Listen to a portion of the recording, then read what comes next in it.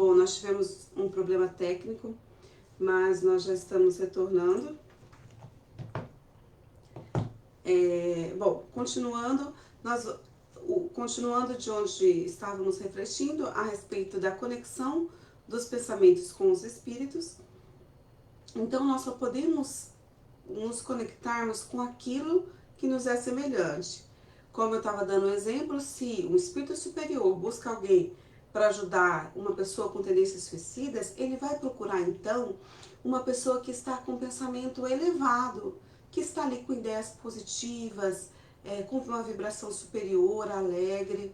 E nesse momento, muitas vezes, é quando a gente se lembra de determinada pessoa e fala, eu vou ligar para fulano.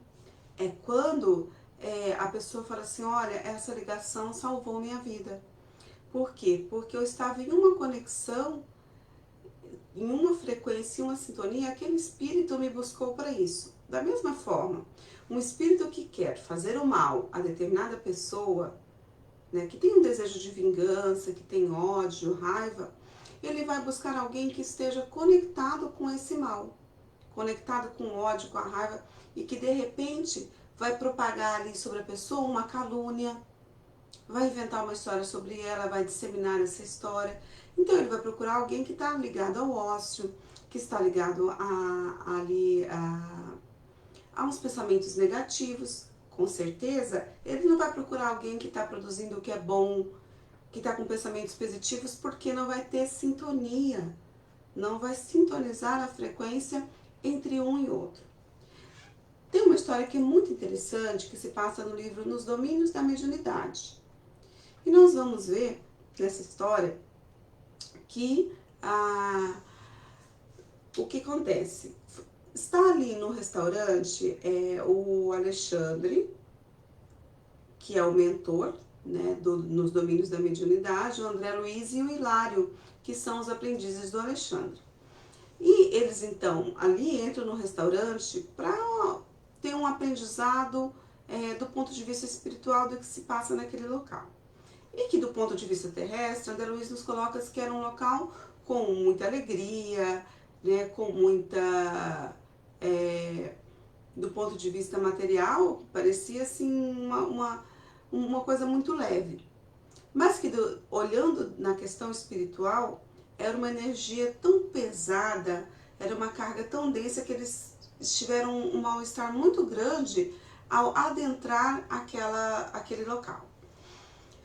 E o que eles poderiam perceber naquele momento é que eles viam as emanações do ambiente que produziam indefinível mal-estar. Então, por exemplo, junto de fumantes e bebedores inveterados, eles viam também espíritos que estavam ali sugando aquela fumaça, que estavam também aspirando o hálito dos alcoólatras, e eles ficaram extremamente assustados e perguntaram para o mentor, para o Alexandre, mas o que está acontecendo com esses espíritos?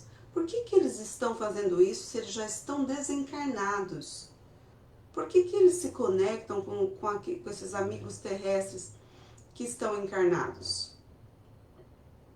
Por que mergulhar em prazeres dessa espécie se a morte já os alcançou? Ao que o instrutor responde, ora, isso é muito simples.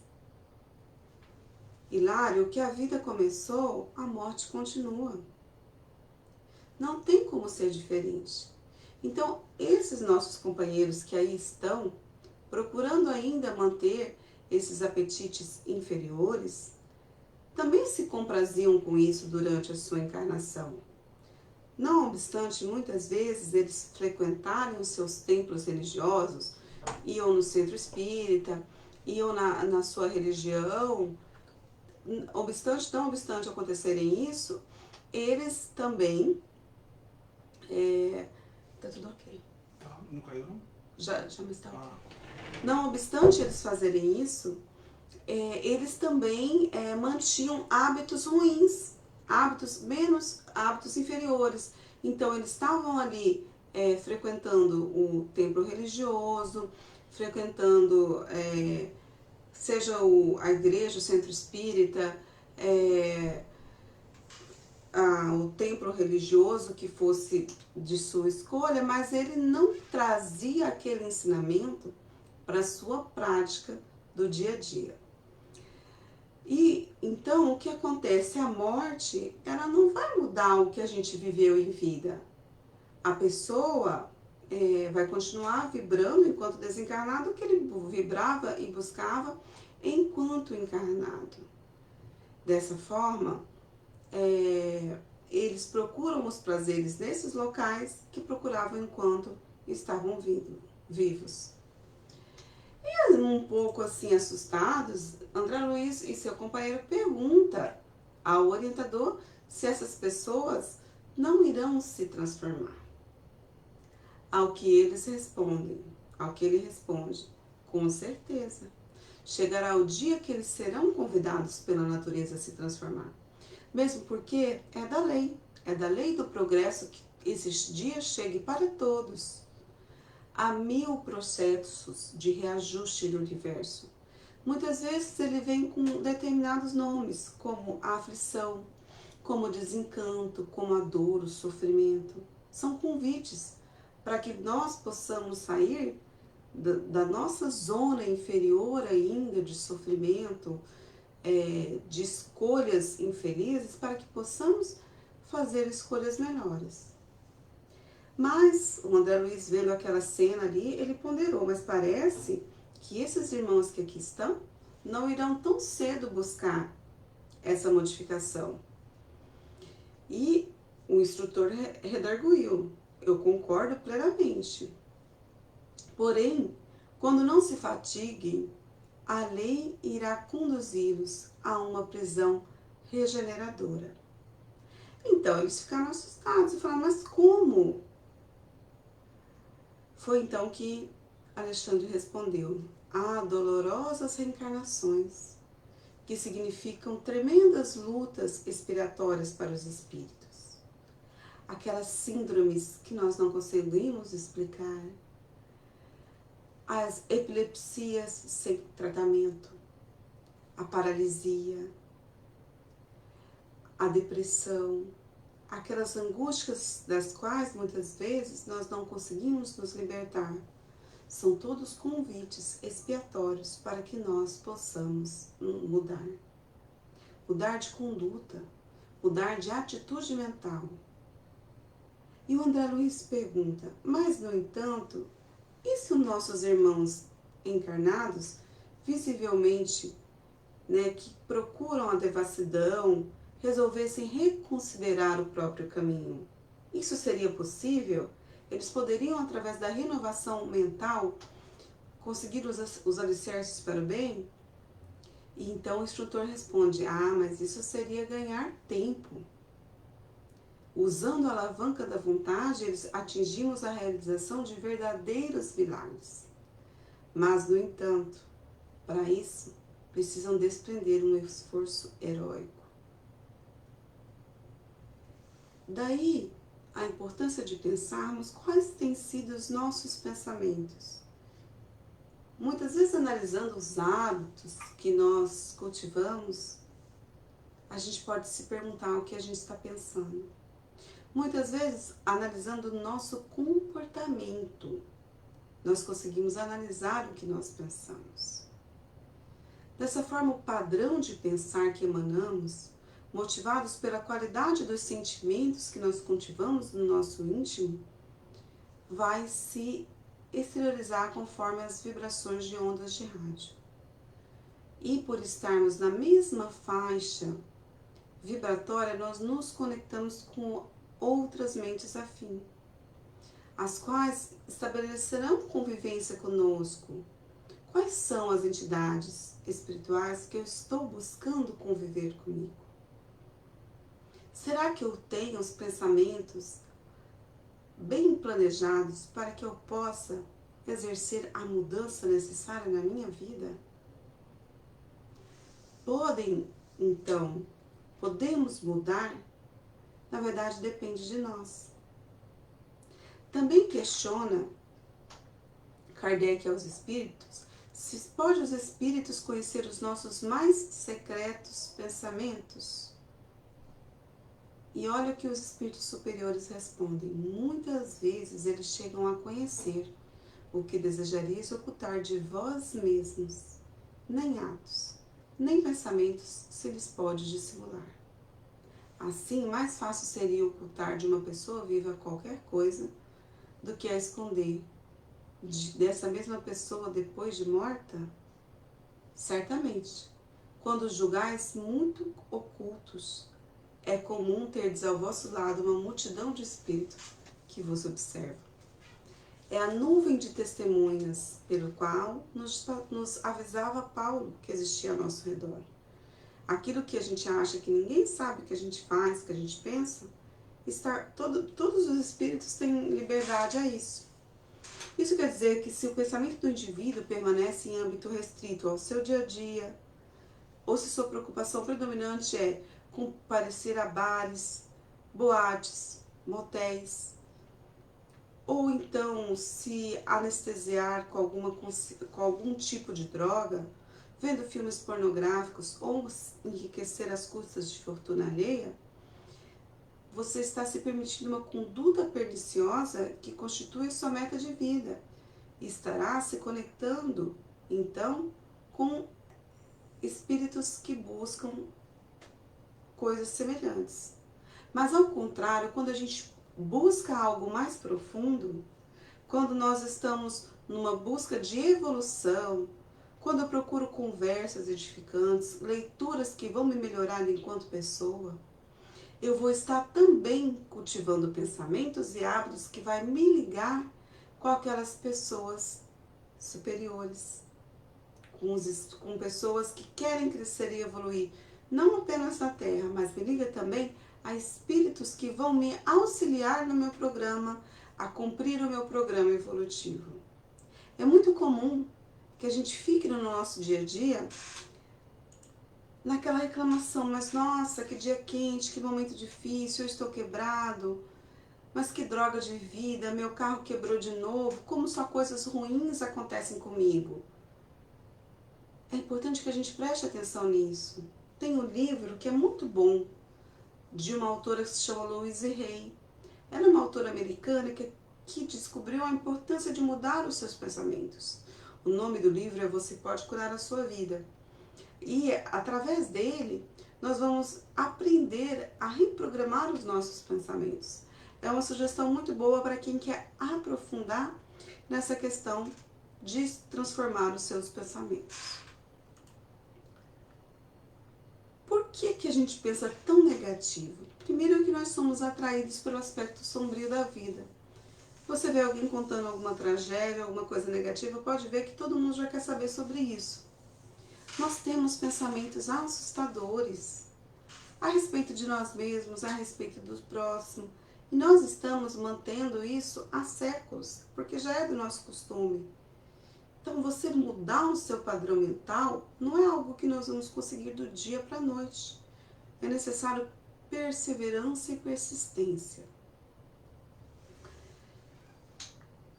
Assim, por exemplo, se eu cultivar a melancolia, eu vou estar aí num padrão mental do desânimo, depressão e uma psicosfera ruim, negativa, desanimadora. A cada um conforme as suas obras, a cada um conforme os seus pensamentos. Se eu começar a cultivar pensamentos negativos do tipo, a vida não vale a pena, para que eu vou continuar vivendo? Com certeza eu posso me conectar com espíritos de igual teor de pensamento e que não querem o meu bem. Mas a partir do momento que eu mudo o pensamento e falo assim, veja, a vida vale a pena.